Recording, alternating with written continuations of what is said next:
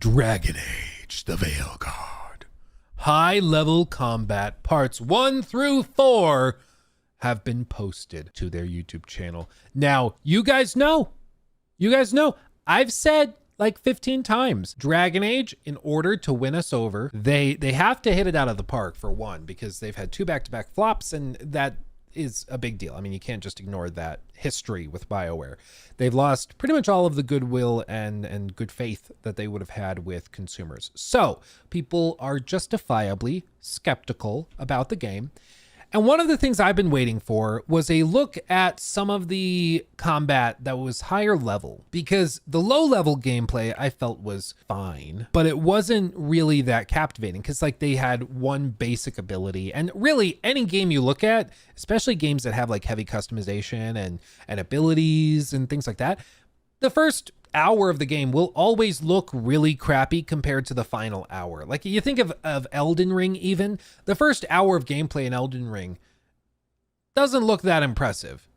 But then you see like a high level character, a high level dex build, or a high level mage or something, and you're like, oh God, that's pretty awesome. I like that. So high level gameplay, I think, is important to show to people when you're promising a revamped combat system, which is what they've done here. So they posted these clips, and it's basically a 4-part series they did as individual videos, and then they cut them together to show what this looks like. This is an introduction to high-level combat. Footage has been edited for brevity and to avoid major spoilers.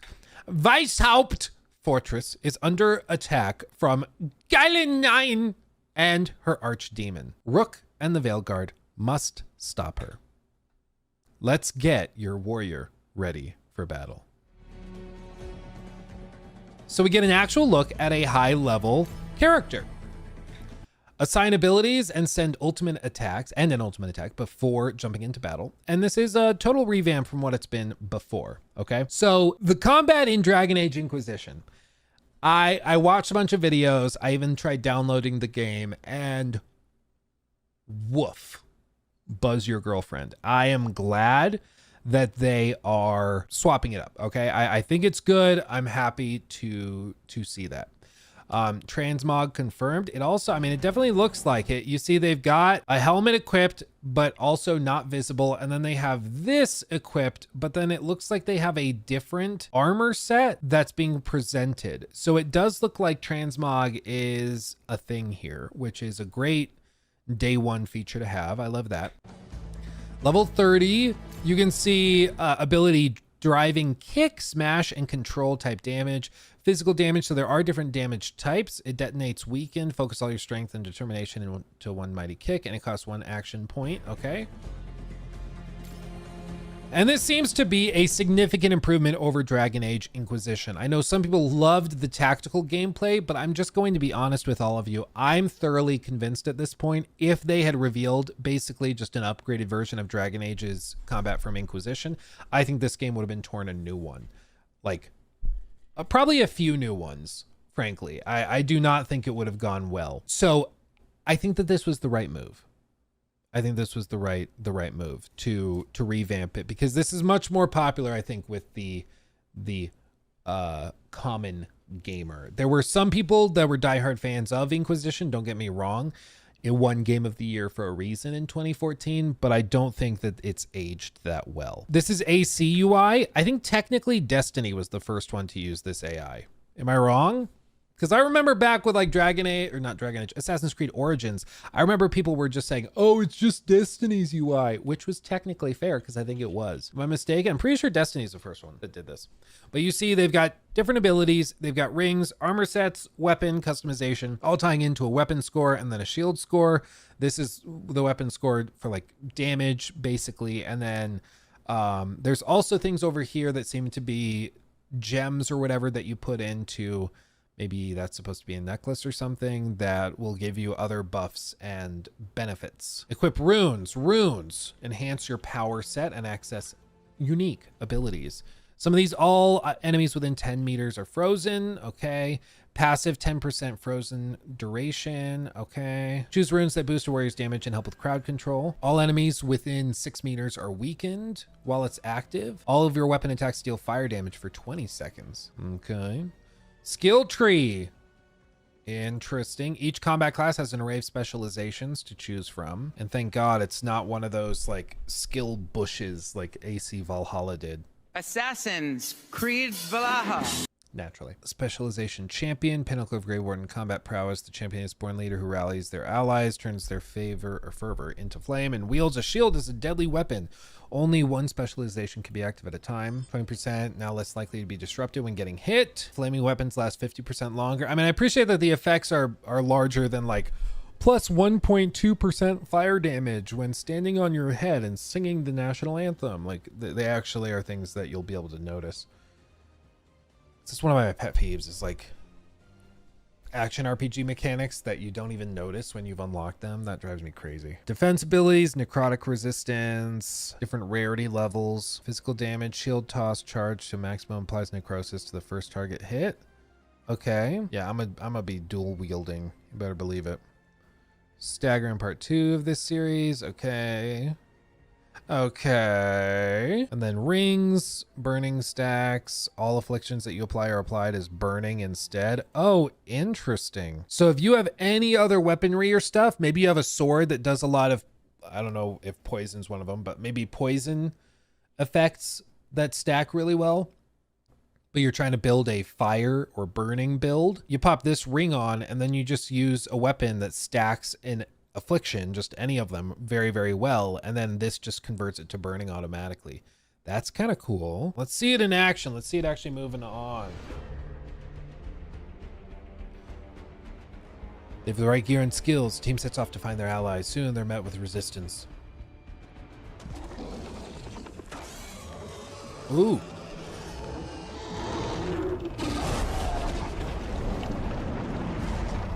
Yeah. So this is what we heard referenced in the preview that we saw, but we didn't actually see the wheel fully filled out. So you have, of course, like general party directions, go over there, fight them here. So you can command each of them independently to target specific enemies, I'm assuming.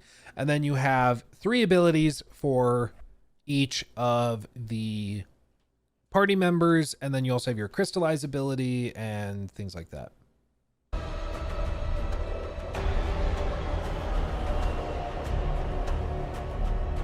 You can also scan them basically to see what they're vulnerable or resistant to.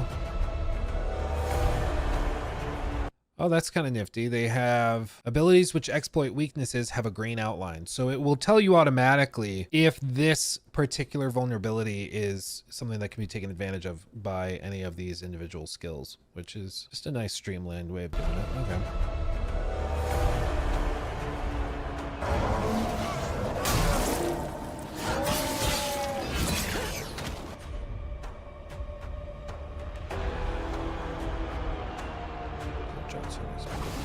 Fire, okay.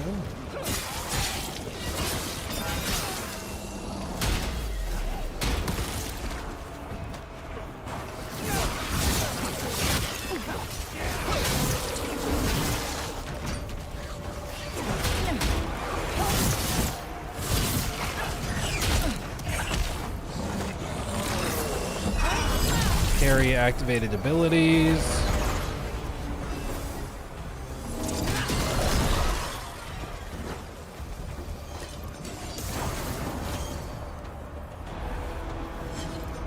Break the door!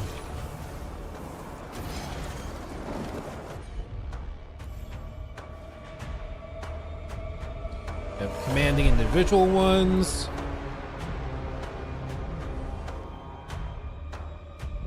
Combo opportunity. Let's see it.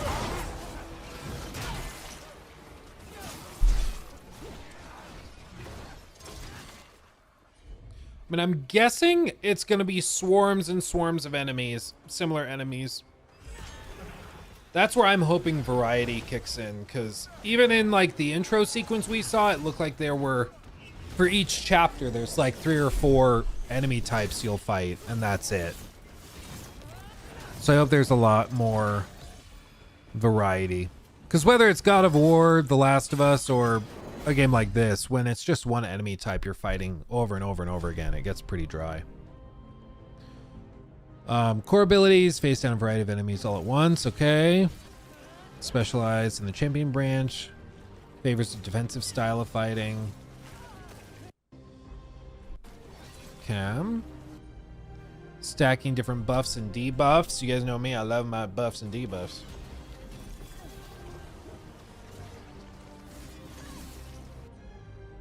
Like, honestly, I can imagine while playing it, I'm sure it's very, very engaging. I think the ability wheel slows it down when you're watching it, but when you're actually playing and swapping between abilities, I'm sure it feels much faster paced. That's always the tricky thing with these types of videos, is it's like some games look way cooler to watch than to actually play. Other games, you know, playing them is much more fun than watching them. And you just never really know what you're going to get until you get your hands on it. Smush. Okay. Whack, whack, whack. I slap you. She just backhanded that dude. Grappling spear, pull them closer. Okay, that's kind of cool. It's more positioning. But see, I'm guessing most arenas that you're going to be fighting in are stuff like this, where it's a basic level and then it's filled with enemies. You clear the enemies, you move on to the next little bit. It's kind of an old school way of designing stuff. It's not necessarily bad, but it's not that hyper modern way of doing it. But maybe that's exactly the idea, is that they're trying not to do that, because that's kind of been played through a few times at this point.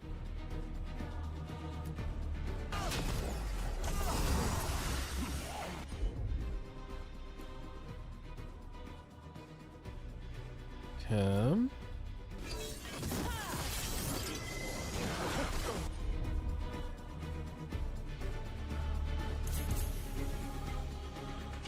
Crystallize.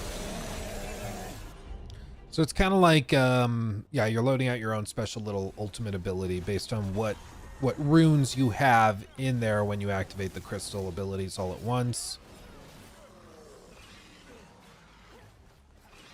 Okay. I mean, this is, so I think what a lot of this is going to come down to is that some of the old school fans of Dragon Age are probably going to look at this and be like, this isn't Dragon Age. Dragon Age is supposed to be way clunkier and slower than this. And I totally get that. I also think that in terms of vibe and presentation, it's giving me sort of like 360, maybe early PS4 era vibes in terms of arena setup and stuff. For me, that's not actually that big of a turnoff, because I've been kind of turned off by a lot of the modern ways of doing things. But I do understand how a lot of maybe older school fans might look at this and be underwhelmed and just be like, oh, especially if you were somebody that really enjoyed the more slow tactical gameplay of something like Dragon Age, say, Inquisition. This is a big departure from that. Now, the devs have talked about it a lot, and they've said, well, at one time in development, we actually did test full party control, but because the combat system has been revamped, as you can see on screen now, it caused the player to be overwhelmed, and things were basically too hectic and chaotic. So players started to get overwhelmed and just kind of panic, and it wasn't actually more fun, because based on what you're seeing on screen now, there's many more actions being performed per minute, which is what they talked about in that interview, than in something like Dragon Age Inquisition, where it's just kind of like setting people up, positioning them, maybe activate a couple of abilities, walk away, let it play out, and then you get back in there. Whereas this, it's very, very involved in a moment-to-moment way, but it is very different from what I think core Dragon Age fans are used to. But again, maybe that's precisely why they did it this way. Maybe in a lot of the development process, they were like, hey, most common complaint about Dragon Age Inquisition was the combat, so maybe we just revamp it, do something totally different. I think they're between kind of a rock and a hard place. No matter what they did, I think people would complain. If they kept it the same, people would complain that they hadn't done anything with it and that the previous combat sucked. And then, you know, if they do reinvent it, then core fans are like, this isn't what I'm used to. And so I think they're kind of stuck between a rock and a hard place. But it does seem to me that they've at least taken a lot of nods from some other action games, action RPG style games, won't necessarily be for everybody. It is giving me like Assassin's Creed Odyssey vibes. If you remember in Odyssey, it was a similar loadout type, and then also you had like your core abilities that you could activate on the quick ability wheel or whatever. So I think maybe that's the inspiration, but I'm not really sure, because that would time out about right if they looked at Odyssey and they're like, yeah, we want to do something like that. That was like 2018. This game, that's 6 years ago. So that could time out pretty well if that's what the inspiration was. Being overwhelmed sounds like their effects were just too much and they thought that it meant the game would be too complex. Well, no, in the interview, what the developer was saying was that when you're actively dodging attacks and then dealing your own attacks and activating your own abilities, to then go and have to manually select where each party member goes and what abilities they're using and all of this manually instead of it being much more automated, that just was overwhelming to players, which, you know, in a game like Baldur's Gate, I don't think it matters because it's turn-based, and so you can be much more methodical with it. But when everything's real-time, I think it does get to be much more complicated. And then Inquisition had that like tactical view, which made it a little easier, and so there were some ways of working around it. But I just think they chose to go this route, and it seems to me like they were taking inspiration from Odyssey. I don't think Odyssey is a bad game. Is Odyssey that much like Dragon Age? I would say no. But this might be one of those games where it's like, it's a solid action game. Is it a very good Dragon Age game? Maybe not. But is it a solid action game? Sure. You know, and whether that finds an audience, I'm not entirely sure. But at the very least, it is further differentiating it from Baldur's Gate, which I think they absolutely needed to do. Because going head to head with Baldur's Gate, I think would have been a catastrophic mistake and would have been an absolute failure, because you're not going to win that fight. You're just not. But we've heard and seen a lot of Dragon Age, the Veilguard at this point, that seems to suggest that it's pretty well optimized as far as we can see. They're trying to reassure people that they're polishing it. BioWare spent more than 200,000 hours testing Dragon Age Veilguard on PC. Getting the PC experience just right was crucial to us. And it's a full breakdown of all of that. And then they also have already shared some information from NVIDIA RTX with a trailer dedicated to it, where they have DLSS 3 frame generation, FSR 2.2, XeSS, advanced ray tracing features, including ultra ray tracing mode for high-end rigs, Steam Deck verified with native Steam version. To be clear, the native Steam version, the reason they say native is because it's not going to require the EA launcher, which I think is a lesson they learned time and time again. Because again, they can't really afford any blunders with this. They need it to be successful. So this is not the time to be like, oh, well, yeah, we're going to use it to get new email signups for EA Play or whatever. Like, no, for the love of God, just let the game stand on its own. If it's good, awesome. If it's bad, oh well, but let the game speak for itself. And it's Steam Deck verified months out from launch, which is pretty rare. Not many games are Steam Deck verified at launch, much less months before launch. So they seem pretty confident in its ability to scale to hardware. They also say native DualSense and Xbox controller support, custom FOV, so you can actually change the FOV. 21:9 ultra wide support as well at launch, uncapped frame rates, variety of quality settings. No, not Grok.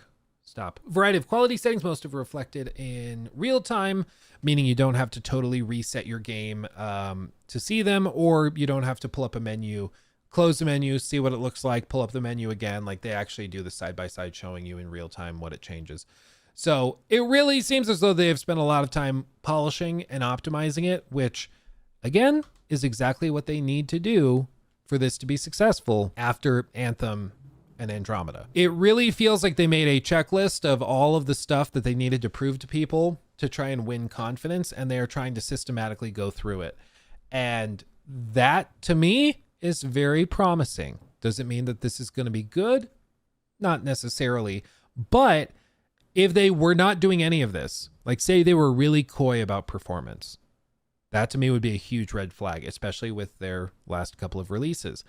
If they were like super hesitant and didn't want to show any gameplay, any combat or anything, certainly high level combat, you'd be like, what are they hiding?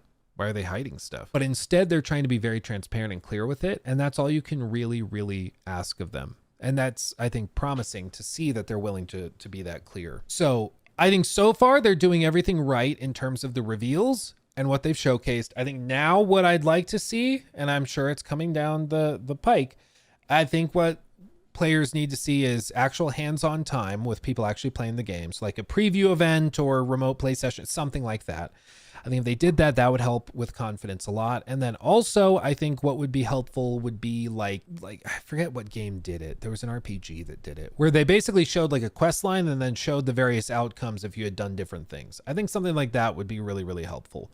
If they just went in and showed like, oh, so this is a quest line. If we go here, oh, Gollum, yeah, that's it. If they came in and were like, okay, if you talk to this person in this way, then this is how the quest plays out. But let's rewind and look at the quest playing out this way. You could also do this. You also could have done that. And each one of these could have come out this way.